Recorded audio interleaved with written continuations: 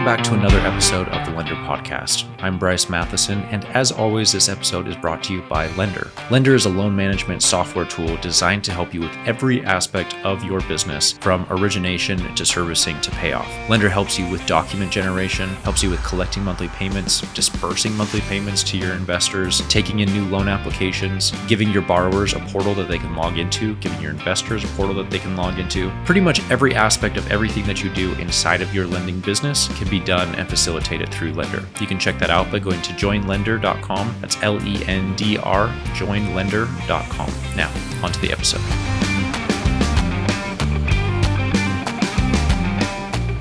All right, today we're going to do a 2025 year in review on this year's lending business. And I do these every single year, and I really enjoy them because it helps me reflect, obviously, helps me kind of pick out the good and the bad and clearly set goals on how to improve.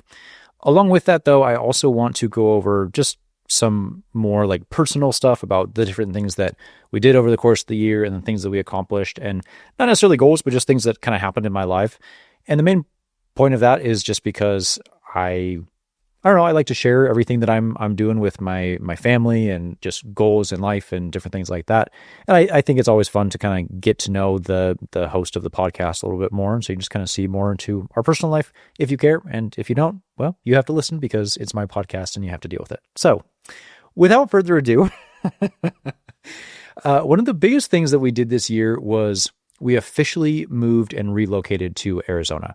And that has been a really great decision for me and my wife and my family and the kids. And overall, it's been a net positive.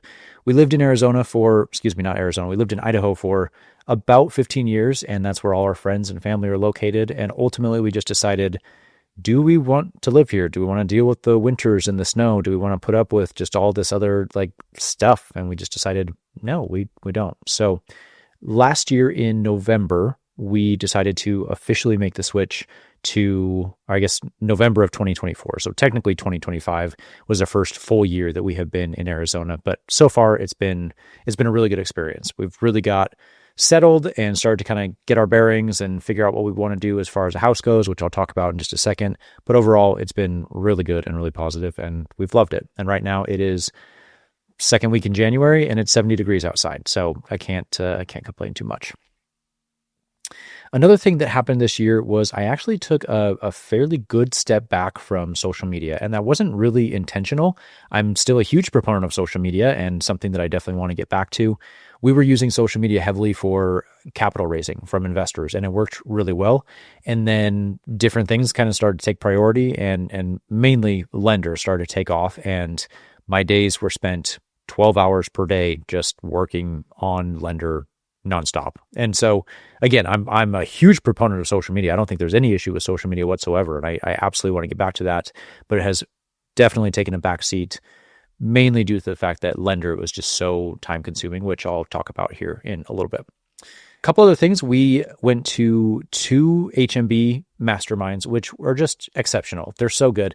The funny thing too is we have been so busy that I still have to do a podcast episode talking about all the different takeaways and things that I learned from the mastermind back in November, which is kind of embarrassing, but with Thanksgiving and Christmas and New Year's and traveling and just kind of everything that's been going on, I just haven't had a sec to go over that. But anyway, those are invaluable. Stay tuned for that next episode because it's going to be a banger. It's just every time I go, it's just invaluable. You just learn so much and different ways to do things, and it's unreal. So another cool thing that happened was we went to our first lending conference. Quinn and I both went to the American Lending Conference in Vegas in September, I believe that was.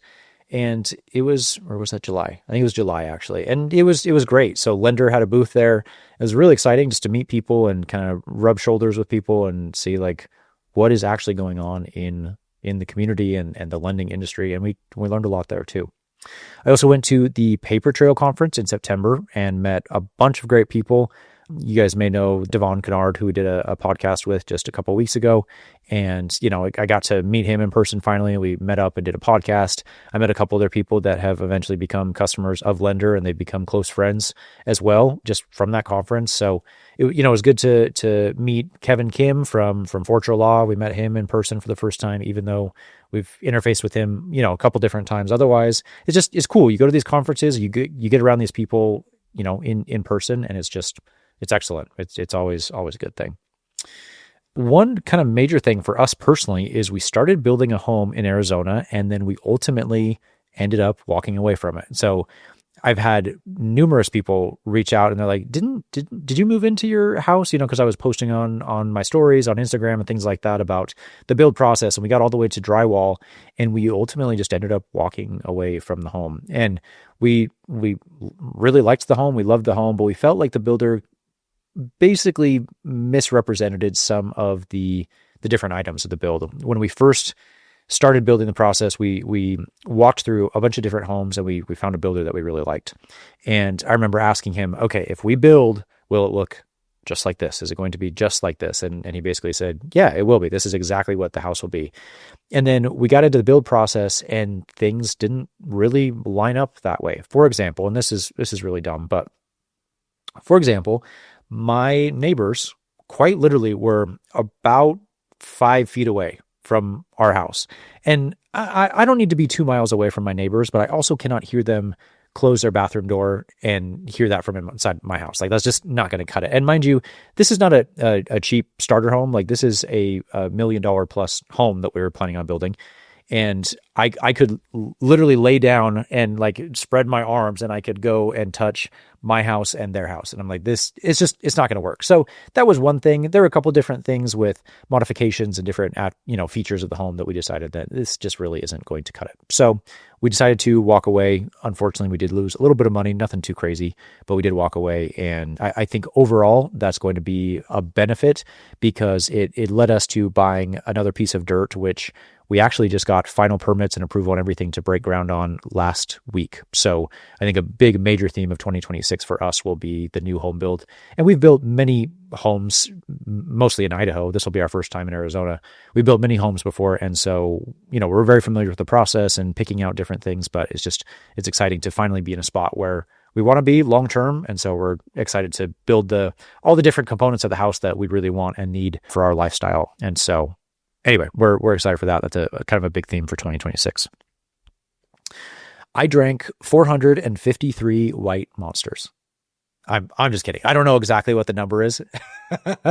If I had to guess, it's probably pretty high. It's probably embarrassingly high, but I love White Monsters. I think they're just the best thing on the planet. My wife and I went to Vegas, and we went to Post Malone concert with a couple friends. That was a pretty big highlight.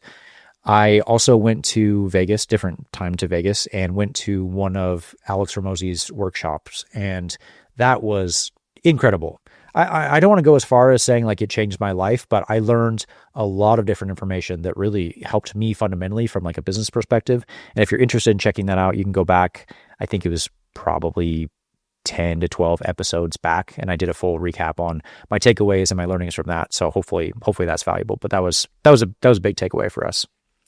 We also went to a Kansas City Chiefs game in August, and I thought that was going to be a great precursor to how they did this year, and they are not in the playoffs right now. And so the game was fun, but looking back, nope, that did not happen.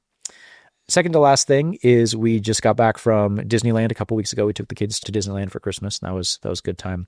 But the overarching like main theme of this year for me was, not a surprise, Lender. Lender was the highlight and the focus and everything that we're really striving and working for. And so as far as goals and things go, I mean, it's a huge focus for us right now. Lender has molded and morphed and shifted into this thing that I never even really expected. I wanted it to be big, but I really feel like we're making waves, and I feel like a lot of people are happy with it. And that's not to say that we're not rushing on our laurels by any stretch of the imagination. We have so far to go, but so far it's been really exciting, and the feedback has been overwhelmingly positive. So huge things coming for Lender in 2026. I'm excited for those.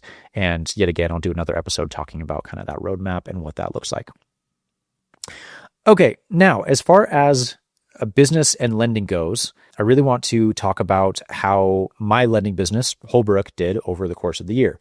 And I mean, it's really eye opening, honestly, as I look through these and I see, like, how did we do? How did we operate? And the funny thing is, some numbers are significantly lower than 2024, which was surprising, but most numbers were larger, which is really good. So let me just dive into this. This was probably the most surprising metric for me out of everything.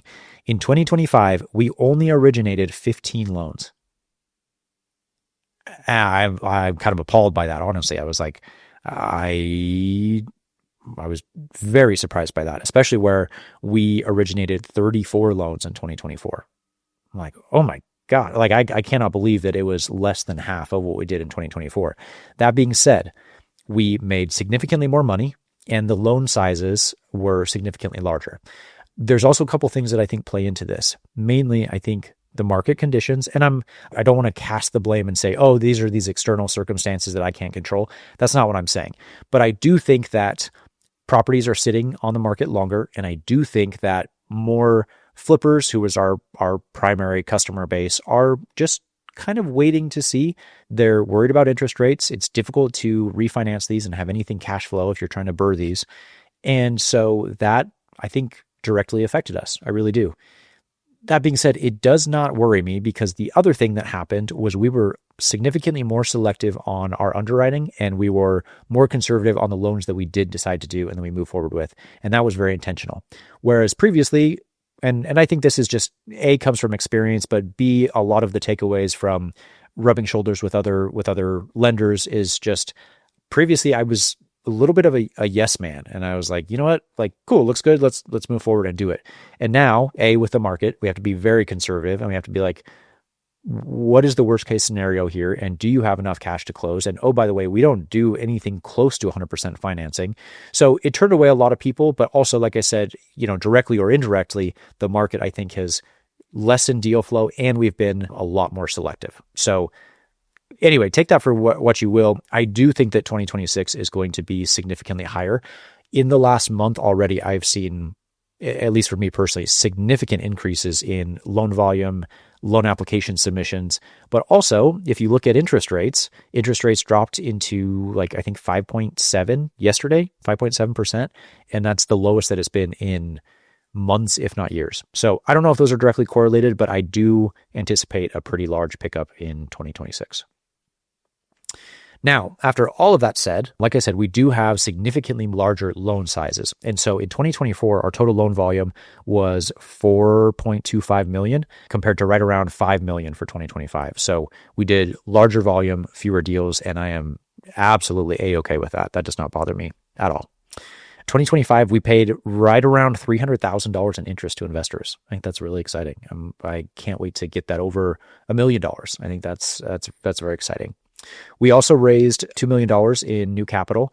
I was honestly hoping that it would be higher than that, but I'm still pretty happy. That brings our total fund size to around 5-ish million in threshold, both with our own capital and with outside investor capital. And so I didn't raise necessarily as much as I wanted to, but again, I was not, I don't know. It's that standard seesaw, like teeter-totter thing that you just deal with in private lending all the time is, okay, we don't have a lot of deal flow right now. I don't necessarily want to raise a ton of capital because then I have to pay interest on it once it goes into the fund. So I was okay with kind of reeling things in a little bit because we were getting lower loan volume, and I was heavily focused on lender. So 2026, I do want to put more emphasis on raising more capital, and that was kind of a downfall of mine, that I wasn't more focused on that, but it worked out okay, and I'm not necessarily upset about it. So total assets under management right now, right around 5 million, up 2 million from last year. And total stats right now, we have 23 investors, and we currently have right around 15 or 17 loans, I believe. So it's been very surprising. I thought that Holbrook was going to grow significantly more than it did, but I attribute that, again, to focusing primarily on lender. So 2026, really want to focus on Holbrook a little bit more heavily. As far as systems and processes and everything else go, I feel like I've got that locked down pretty well. That's not to say we can't improve. One thing that I know I do need to work on is a little bit better with lead management, in the sense of follow-ups and contacts and automations. And so I really want to focus on implementing like go high level or something just a little bit more formal. I feel like our systems are very good, especially with Lender. But again, that's not to say that it cannot be improved. So, okay, if you have not noticed, the overwhelming theme of everything has been Lender, because this is the Lender podcast and that's what we're focused on. I'm very excited. Every so often, I'm sure you've seen those episodes or listened to those episodes, we do product updates. So we just say, hey, what have we been working on? What features have we rolled out, and different items like that. And I have a list. We have been so busy. I haven't had time to even do a podcast episode talking about the changes and the growth and the different things that we've rolled out. So that is going to be yet again another upcoming podcast episode where we talk about all those. I'm super pumped to kind of recap and go over all the different things that we've released in, I think, just the last 3 months or so. Every time we release a new feature or modify or change something, I add it to my list so that I can go over it and talk about it later. And the list just grows and grows and grows. And I cannot believe it because we're just inundated with requests and feature requests and bug fixes. And hey, can we do this or move this? Or how would this work? Or can this integrate with this? And as we do it, it grows and it's massive. And it's so exciting. I'm so pumped for 2026. But again, Lender has been a massive focus for me. I'm not exaggerating when I say there are often days where I work 12 hours a day on Lender. And what's surprising too is a lot of people think, why does it take so long? It's just a software company. You build the software and then it just is done, right? And then you can just sell it as many times as you want. And that is not at all the case. We are heavily focused on growth and adding features and making sure that we are the best lending platform, period, for private and hard money lenders. And I think in 2026, we're going to even, further bridge that gap and make it even better. So in summary, that is what we've really been focusing on in 2025. I am so pumped for what's coming in 2026. I cannot wait. So anyway, thanks so much for listening, and we will catch you next week on the Lender Podcast. Thanks for listening.